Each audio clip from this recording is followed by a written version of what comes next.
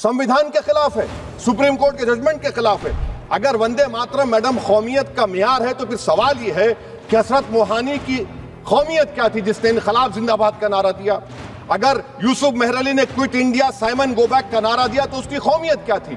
अगर हैदराबाद से मौलवी अलाउद्दीन जो मक्का मस्जिद का पहला मुजरिम है काला पानी में, और तुबेबाज खान जो मारकर लाश को लटका दिया गया था हैदराबाद में 8 दिन तक, उसकी कौमियत क्या थी? आप गाइए, आप बोलिए नेशनल सॉन्ग है, आप बोलिए नेशनल सॉन्ग है, कोई दो राय उसमें नहीं है, मगर हम पे थोपिए मत।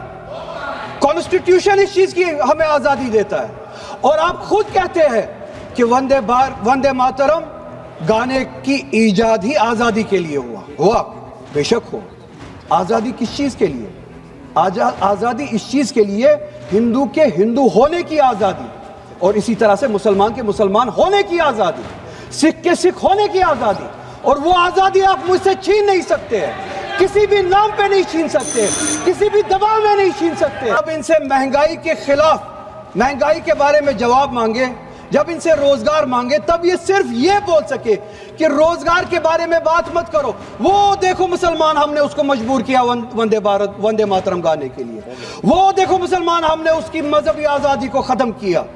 इस आड़ में, मुसलमान को दबाने की आड़ में आप अपनी नालायकी छुपाना चाहते हो और इस मुल्क में राज करना चाहते हो, उसकी कुर्बानी बनाना चाहते हो मुसलमान को, और मुसलमान इस बेगैरती का कुर्बान कभी होगा नहीं।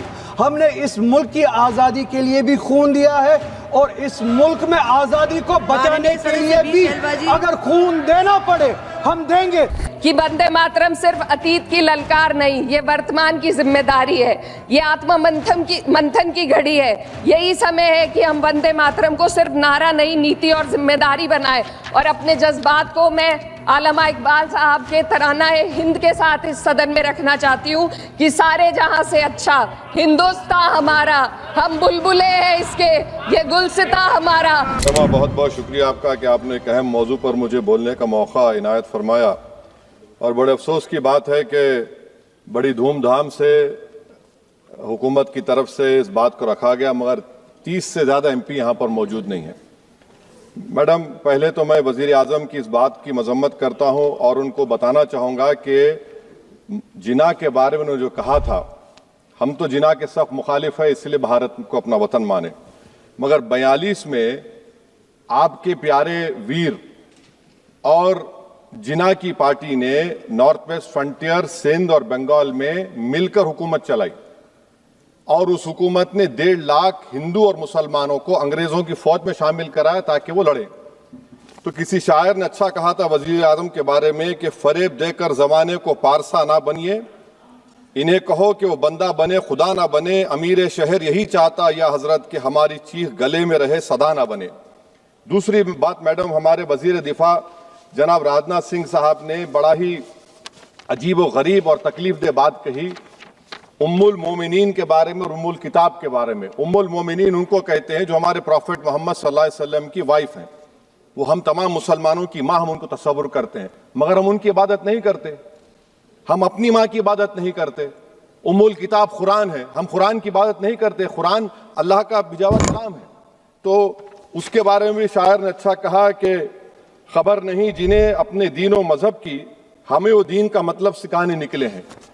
अहम बात यह है कि मैडम, हमारे मुल्क का आइन का इस लफ्ज से आगाज होता है वी द पीपल, इसका आगाज भारत माता के नाम से नहीं होता है।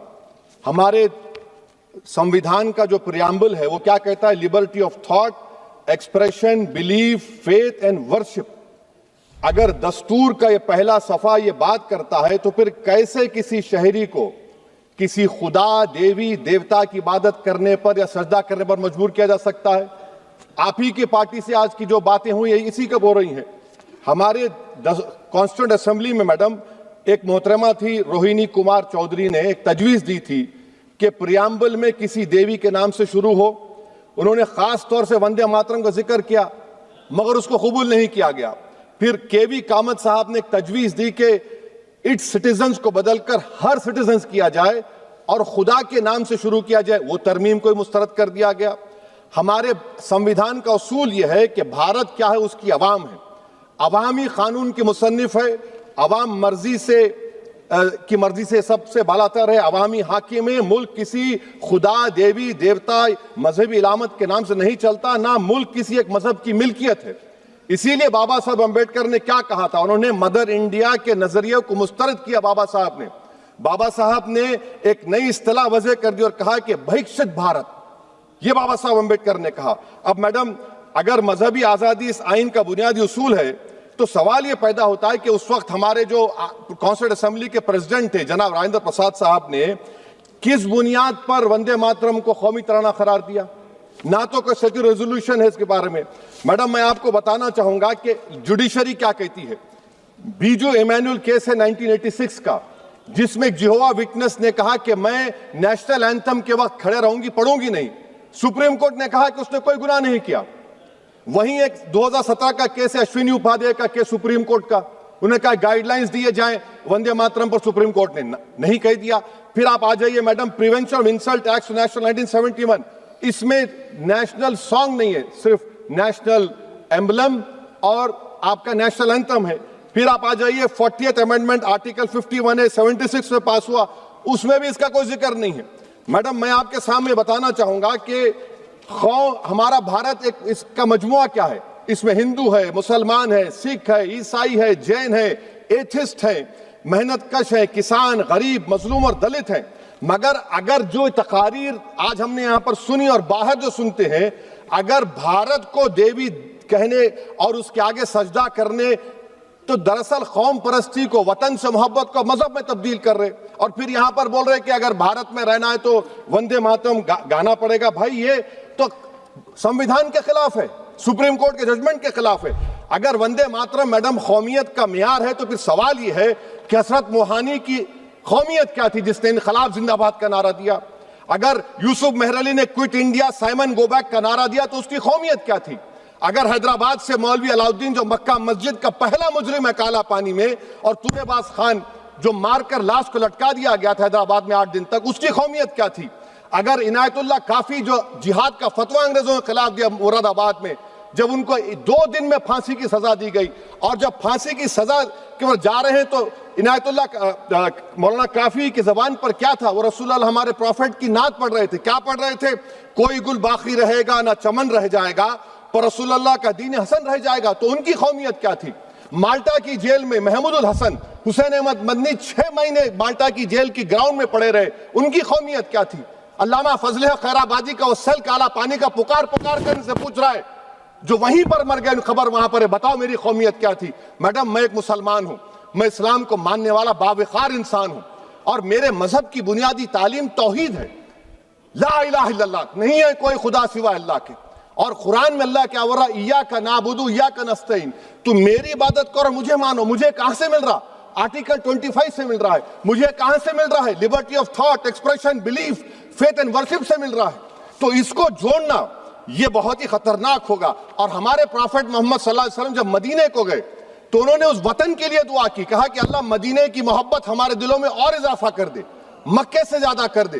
तो ये इस्लाम, मुसलमान होना, हमारे ईमान में मुल्क की मोहब्बत बीच में नहीं आती, और मुल्क से मोहब्बत है और रहेगी हमेशा, क्योंकि ये अजीम कुर्बानियां यहां पर शामिल है जिन्होंने जंग आजादी में हिस्सा नहीं लिया। आज अगर वो वतन की मोहब्बत का दर्ज देंगे तो बड़ा गलत होगा। मैडम, मैं आपके सामने एक चीज पढ़ूंगा। 1937 रविंद्रनाथ टैगोर ने लेटर लिखा सुभाष चंद्र बोस को, मैं सिर्फ किसी ने नहीं पढ़ा ये। क्या कहा टैगोर साहब ने? But parliament is a place of union for all religious groups and there the song can not be appropriate. When Bengali Muslims show sign of stubborn fanaticism, we regard it intolerable. When we too copy them and make unreasonable demands, it will be self-defeating. ये मैं इसको ले करूंगा madam, आप देख लीजिए। फिर दूसरी तरफ मैडम आप आ जाइए, मैं यहाँ पर बैठकर, हाँ, जितने तकारीर यहाँ पर हुए सब जनगण मन पर तनकीद किए। तो मैडम मुझे ये कहना पड़ेगा कि जनगण मन पर आप लोग इतनी तकलीफ क्यों उठा रहे हैं? आखिर इतनी तकलीफ क्यों है?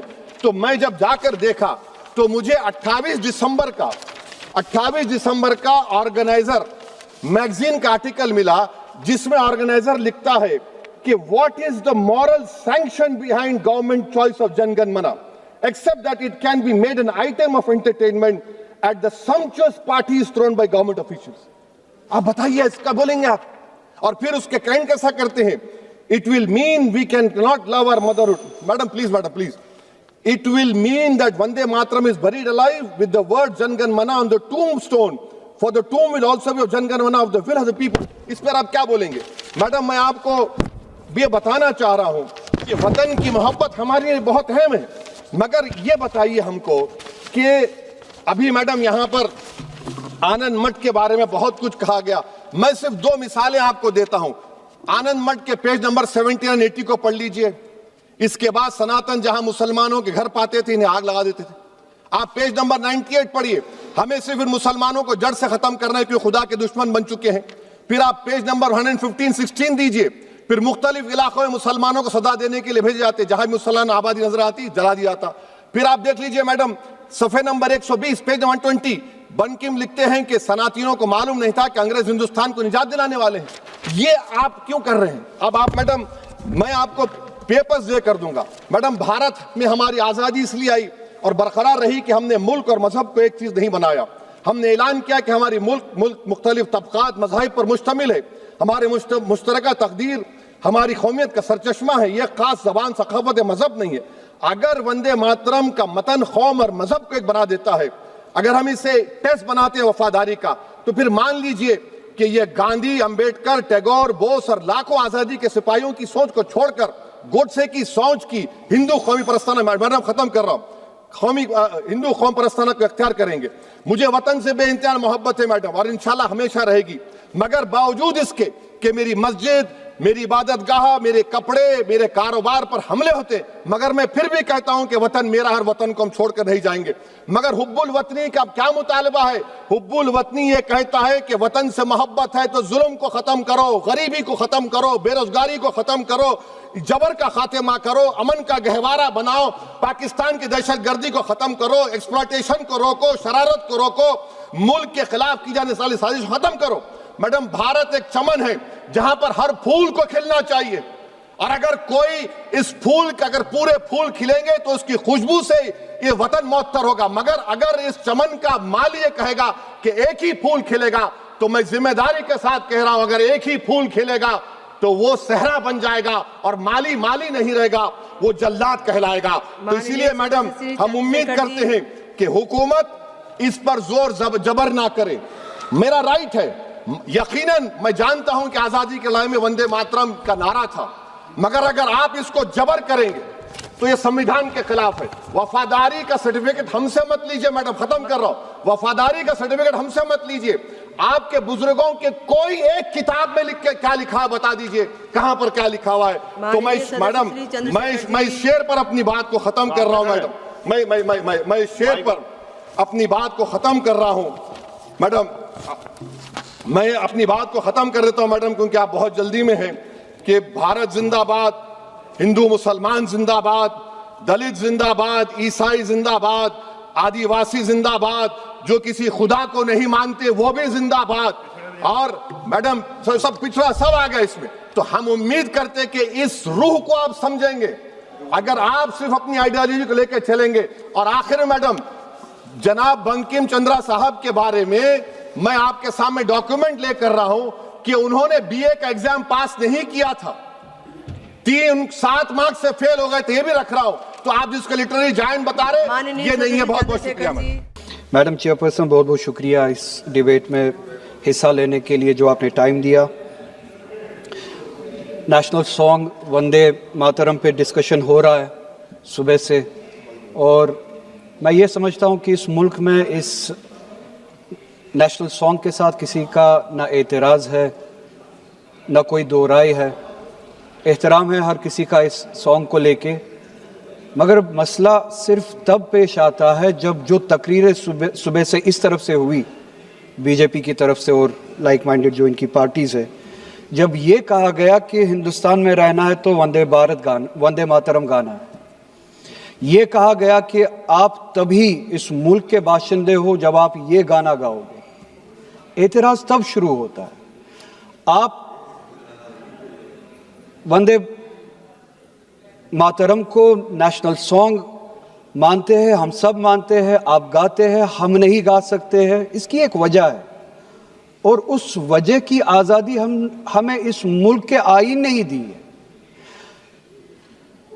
कभी कभार कुछ मामलों में दो चीजों के दरमियान क्लैश होता है, एक नेशनल कॉन्सेप्ट और आपकी रिलीजियस फेथ, और ये यूनिवर्सल है, इटर्नल फैक्ट है, चाहे किसी भी मजहब से कोई भी वाबस्ता हो, मुसलमान हो, हिंदू हो, सिख हो, वो इटर्नल आइडेंटिटी अपने मजहबी अकीदों को मानता है, वो प्रायोरिटी अपने मजहबी अकीदों को देता है। मैं एक छोटी सी एग्जांपल दूंगा। इस मुल्क में सिटीजनशिप छोड़ने की तादाद लाखों में है पिछले कुछ सालों से, उसमें मेजॉरिटी हिंदू धर्म से वाबस्ता लोग हैं जिन्होंने दूसरे मुल्कों में सिटीजनशिप ली और इस मुल्क की सिटीजनशिप को वॉलंटियरली छोड़ा। मगर जब उन्होंने अपनी इस टेम्परेरी आइडेंटिटी को तब्दील किया, नेशनैलिटी को तब्दील किया, क्या उन्होंने अपनी रिलीजियस आइडेंटिटी को तब्दील किया?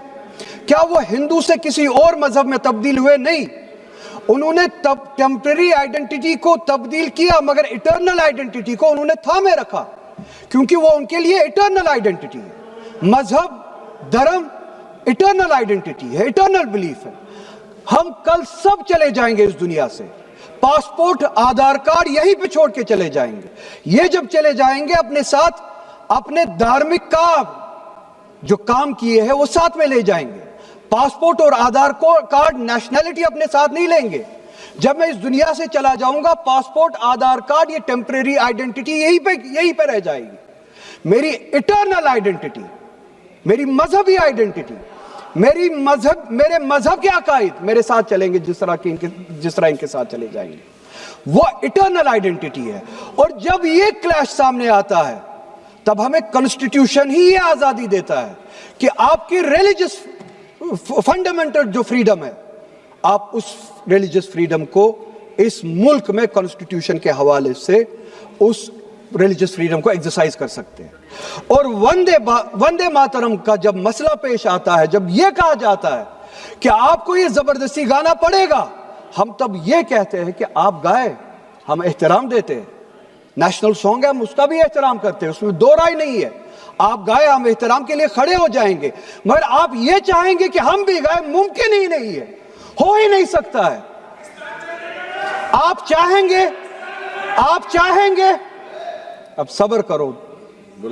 सुबह से इतने लोग बोलते आ रहे हैं।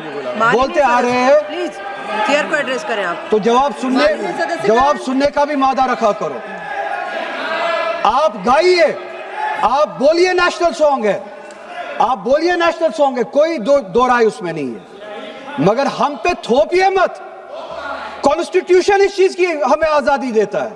और आप खुद कहते हैं कि वंदे मातरम गाने की ईजाद ही आजादी के लिए हुआ, बेशक हो। आजादी किस चीज के लिए? आजादी इस चीज के लिए, हिंदू के हिंदू होने की आजादी, और इसी तरह से मुसलमान के मुसलमान होने की आजादी, सिख के सिख होने की आजादी। और वो आजादी आप मुझसे छीन नहीं सकते हैं, किसी भी नाम पे नहीं छीन सकते, किसी भी दबाव में नहीं छीन सकते। किसी भी सिख से उसके मजहब की आजादी नहीं छीन सकते, किसी भी हिंदू से उसकी मजहब की आजादी नहीं छीन सकते, और किसी भी मुसलमान से उसके मुसलमान होने की आजादी नहीं छीन सकते। कोई भी दबाव मुझे मजबूर नहीं कर सकता है। आप गाइए और हमें वो आजादी दे दीजिए। ये मजहबी आजादी मुझे आपसे दूर नहीं करता। वही मजहब जो मुझे ये कहता है कि लकुम दीनकुम वलिय दीन, आपके लिए आपका दीन, मेरे लिए मेरा दीन, जिसको कॉन्स्टिट्यूशन ने आजादी दी, ये कह के कि फंडामेंटल राइट है रिलीजियस फ्रीडम। हमारा कॉन्स्टिट्यूशन हमारे कुरान की उसी आयत की तर्जुमानी करता है। 2 मिनट दे दीजिए मैडम।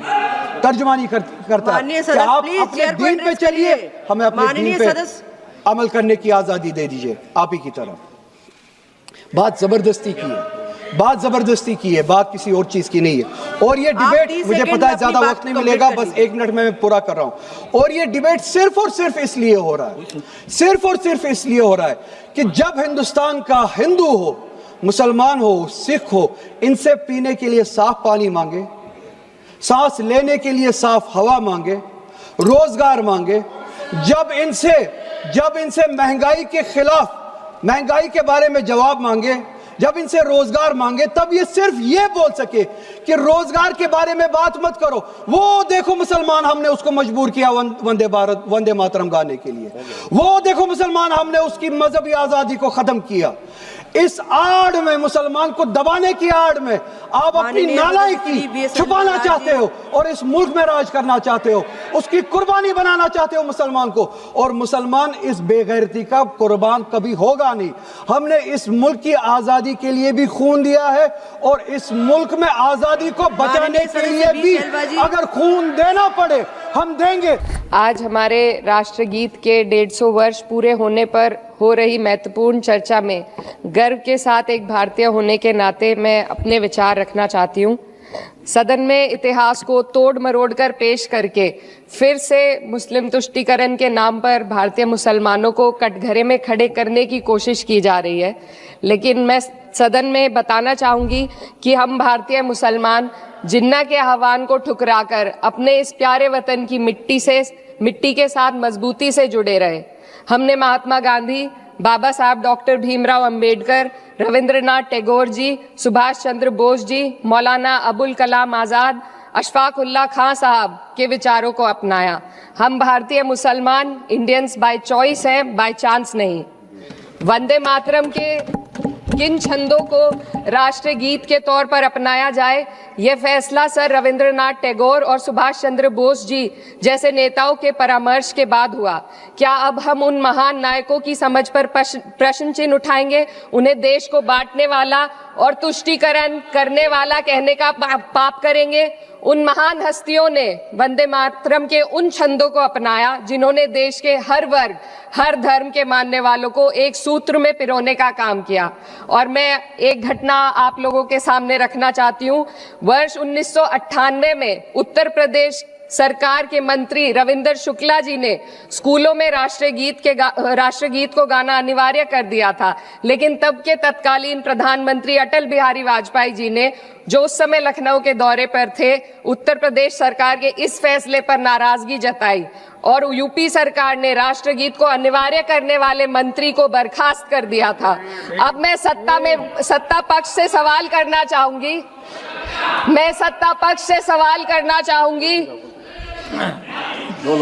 बोलने दीजिए। मैं सत्ता पक्ष से सवाल करना चाहूंगी कि जो विजन आजादी के समय के लोगों का था राष्ट्रगीत को स्वेच्छा पर छोड़ने का, उसी का अनुसरण माननीय अटल बिहारी वाजपेयी जी ने किया, तो क्या वे भी मुस्लिम तुष्टीकरण कर रहे थे? जी नहीं, अटल बिहारी वाजपेयी जी राजधर्म निभा रहे थे।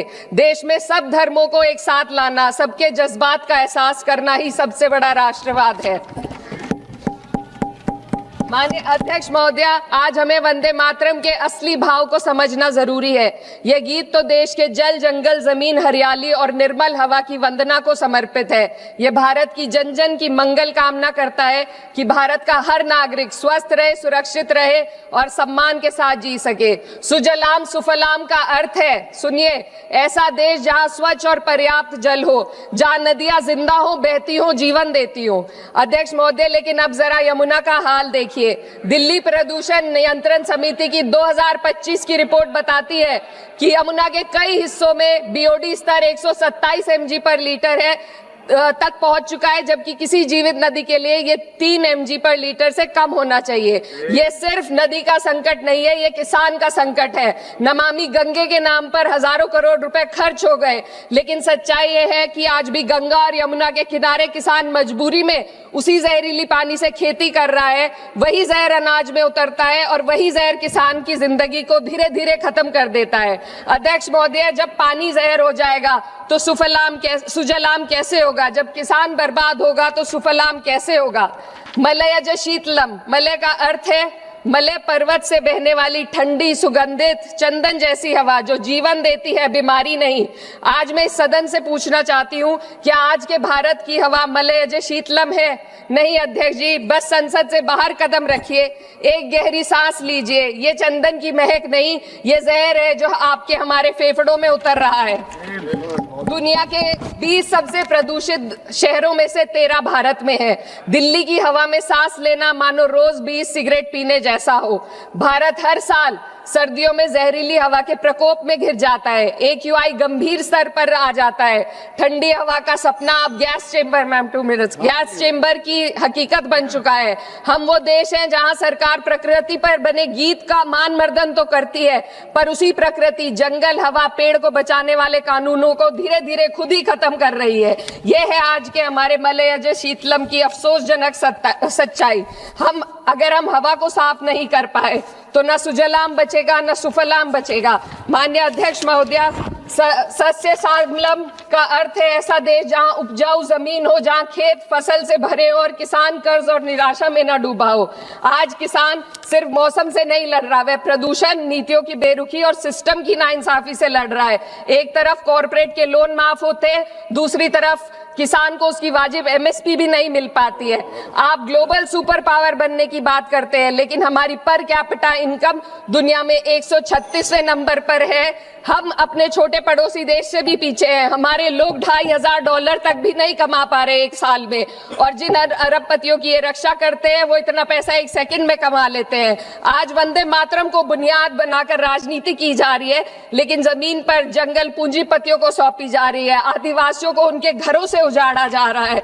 मातरम में जो मात्रा माता है वे सिर्फ मातृभूमि की वंदना नहीं, वे इस धरती की हर नारी, वे इस देश की हर बेटी, हर महिला के सम्मान की बात भी करता है। लेकिन आंकड़े अगर आप देखेंगे, NCRB की हाल की रिपोर्ट के अनुसार, मैम जसवंत के अनुसार देश में हर वर्ष लगभग 30,000 से अधिक बलात्कार हो रहे हैं। यानी एक दिन में 80 से अधिक महिलाएं यौन हिंसा का शिकार होती हैं, और ये सिर्फ दर्ज मामले हैं। जब जम्मू कश्मीर की एक बच्ची हिंसक अत्याचार का शिकार होती है, जब सत्ता से जुड़े लोगों पर आरोप लगते हैं और कार्रवाई वर्षों लटक जाती है, जब उन्नाव की पीड़िता लखनऊ के दरबार में इंसाफ को लेकर अपनी जान देने पर आमादा होती है, जब बिल्किस बानो के अपराधियों का सरकार के लोग द्वारा स्वागत किया जाता है, तो ये घटनाएं वंदे मातरम की आत्मा पर चोट पहुंचाती है।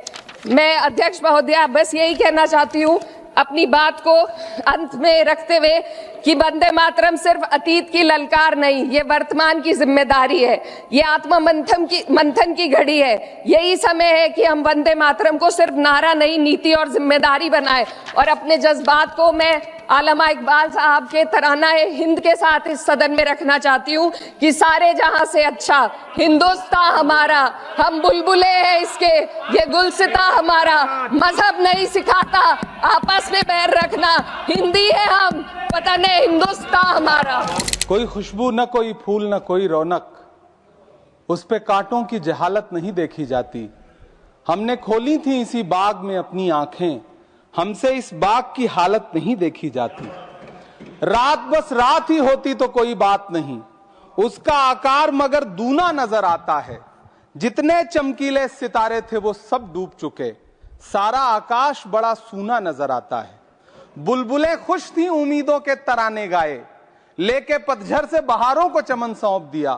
अब तो मासूम गुलाबों की ये घायल खुशबू शीश धुनती है कि खारों को चमन सौंप दिया।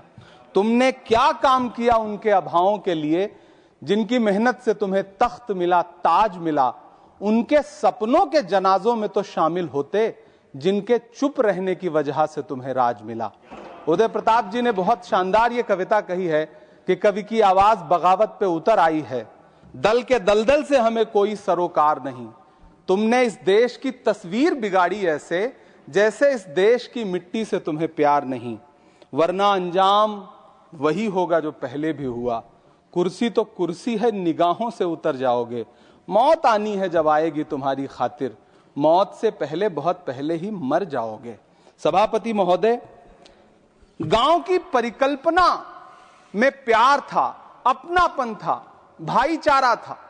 कभी महात्मा गांधी ने जब गांव का सपना बुना तो मुझे लगता है उसमें वो मोहब्बत थी कि गांव में अगर किसी बिटिया की शादी होती थी तो पूरा गांव अपने संसाधन लेकर के, कोई चारपाई लेकर के, कोई गुड़ लेकर के, कोई प्रेम लेकर के खड़ा हुआ करता था। लेकिन पिछले 2014 के बाद से गांव में जो नफरत बो करके विकास किया गया है वो अद्भुत और अकल्पनीय है।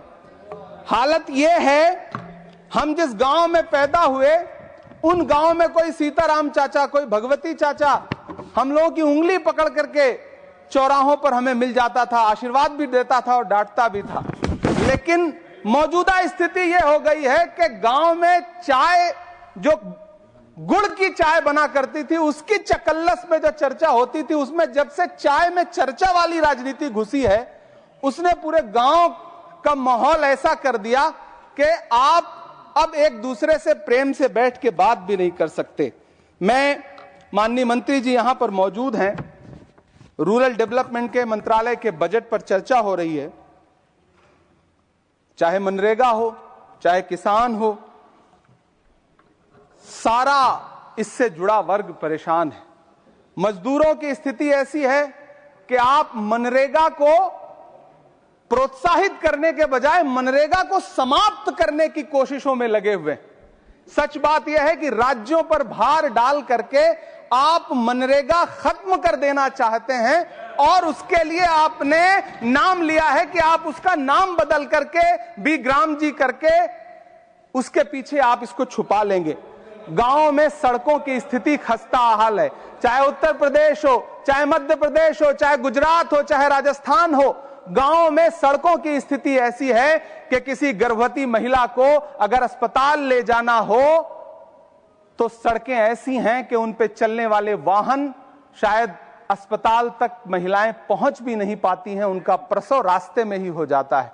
महोदय, गांव में हालत यह है कि किसान आपके सामने सरकार के सामने लगातार अपनी मांगे लेकर के खड़ा रहा, लेकिन इस सरकार ने दिल्ली के रास्ते की तरफ कूच करने वाले किसानों की राह में फूल नहीं बिछाए बल्कि कीलें बिछाई। 750 से ज्यादा किसान शहीद हुए। कीमत तो बहुत बढ़ गई शहरों में धान की, लेकिन विदा न हो सकी बेटी किसान की। मौका मिला तो लोगों ने कुर्सी के वास्ते तस्वीर ही बिगाड़ दी हिंदुस्तान की। सभापति महोदय, इस सरकार में बातें तो बड़ी बड़ी रहीं। बजट की बात करके यह कहा गया कि गांव का विकास करेंगे, लेकिन प्रधानमंत्री की जो आवास योजना है, प्रधानमंत्री आवास योजना के तहत गांव में आवास बनते हैं और इनकी राज्य सरकारें उन आवासों पर बुलडोजर चलाती हैं। ऐसे कई मामले अलग अलग राज्यों में देश के सामने हैं। आप कहेंगे तो मैं पटल पर रख दूंगा, अभी हां पटल पर रख दूंगा, ऑथेंटिकेट कर दूंगा। महोदय, जब पीएम आवास योजना के तहत बनने वाले घरों पर बुलडोजर चलेंगे तो आप गांव के कौन से विकास की परिकल्पना कर रहे हैं? गांव को तो आपने भगवान भरोसे छोड़ दिया है। गांव में रहने वाला किसान अपनी मेहनत से अगर अन्न उपजा रहा है तो आप उसकी एमएसपी भी नहीं दे पा रहे हैं, आप उसको सहायता नहीं दे पा रहे हैं, बल्कि धन्ना सेठों की सरकार बना के रख दिया है आपने। महोदय, मैं जानता हूं मेरा समय समाप्त होने वाला है, लेकिन एक मिनट मुझे कंक्लूड करने दें, मुझे कंक्लूड करने।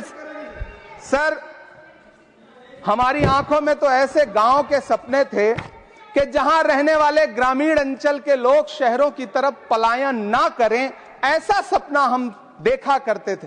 लेकिन गांव में डेवलपमेंट के नाम पे इस सरकार ने मूलभूत सुविधाओं से भी गांव को वंचित रखा हुआ है, जिसकी वजह से गांव पलायन करके शहर की तरफ भाग रहे हैं और गांव के गांव खाली। Subscribe to One India and never miss an update. Download the One India app now.